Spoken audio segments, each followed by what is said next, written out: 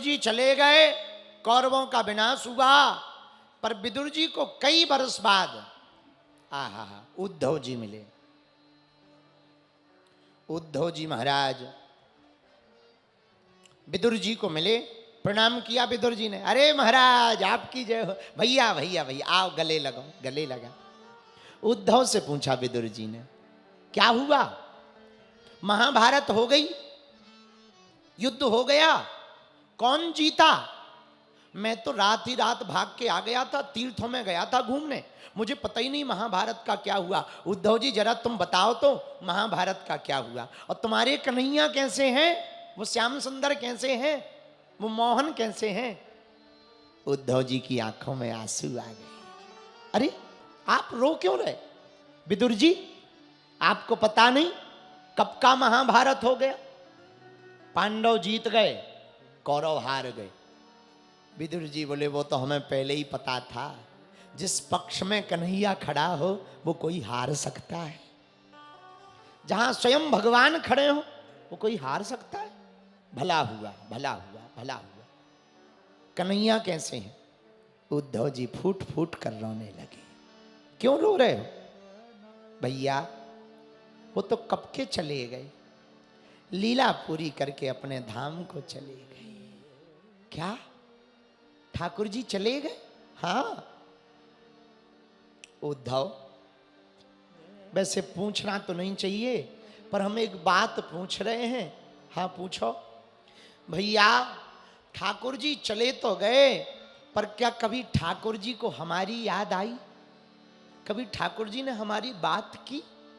आप तो साथ रहे, आप तो उनके सखा हो, आप तो उनके निकट रहे, भगवान तो आपसे बहुत बातें करते थे। क्या कभी बातों बातों में भगवान को इस दास का नाम याद आया? उद्धव जी रोते रोते कहने लगे, विदुर आप जैसा भाग्यशाली कोई नहीं है। क्यों?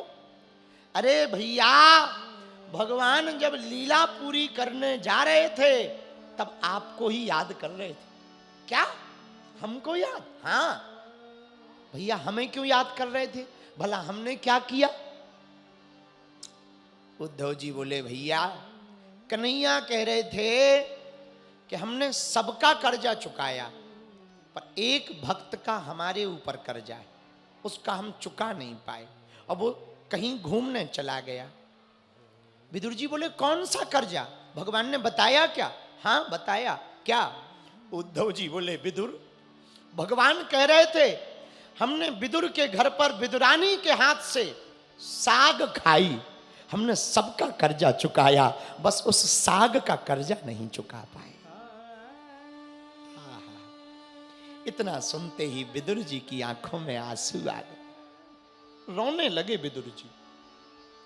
धन्य है करुणा निधान ठाकुर। विदुर जी बोले, धन्य कन्हैया हमारी साग। अरे दुर्योधन ने उस दिन निमंत्रण किया था 56 भोग का, पर वो 56 भोग छोड़कर हमारे घर पर विदुरानी के हाथ से केले के छिलकों को पाने आए थे। अब वो इतनी भाव विभोर, इतनी पगली थी कि केले का गूदा गूदा फेंक दिया, केले के छिलके खिला दिए। वो धन्य है ठाकुर, कितने दयालु हैं, उस केले के छिलकों को भी अंतिम समय तक याद रखा। धन्य है गोविंद। एक बात बोले भैया, हमारे ठाकुर जी किसी का कर्जा नहीं रखते अपने ऊपर ना, कर्जा चुकाते हैं सबका। सुनो कान खोलकर। एक बार द्वारका में जब भगवान बैठे थे तो रुक्मणी जी ने अपने हाथ से भोजन बनाया, भोजन बनाया, अपने हाथ से भोजन कराया। भगवान ने भोजन पाया तो रुक्मणी जी ने देखा ठाकुर जी ने कम पाया है, तो रुक्मणी जी ने पूछा, सरकार आपका पेट भर गया ना, भरपेट भोजन पाया ना? हाँ हाँ भरपेट पाए। प्रभु क्या अच्छा नहीं बना था? नहीं नहीं अच्छा बना था। प्रभु आज आपका पेट सच सच बताओ, पेट भरा ना? ठाकुर जी बोले, देवी आप बहुत जिद करके पूछ रही हैं, तो हम एक सच सच बात बताना चाह रहे। हाँ बताओ ना। ठाकुर जी बोले, देवी हमारा पूरी लीलाओं में, सभी अवतारों में 2 बार ही पेट भरा, हमने 2 बार ही भरपेट भोजन पाया, तीसरी बार नहीं पाया।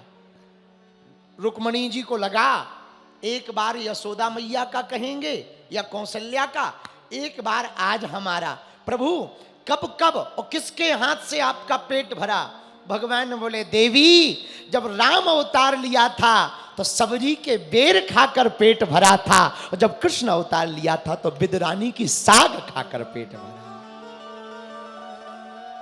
2 बार हमारा पेट भरा। रुक्मणी जी भाव विभोर हो गई। इधर विदुर जी की आंखों में आंसू आए। भैया और क्या कहा गोविंद ने? बहुत बातें कही हैं। आप एक बार ना मैत्रेय मुनि जी से मिलो, उनको सब बात बताई कन्हैया ने। आपको कोई ठाकुर जी संदेशा दे के गए हैं। अच्छा, कहाँ मिलेंगे? किसी तीर्थ में मिल जाएंगे।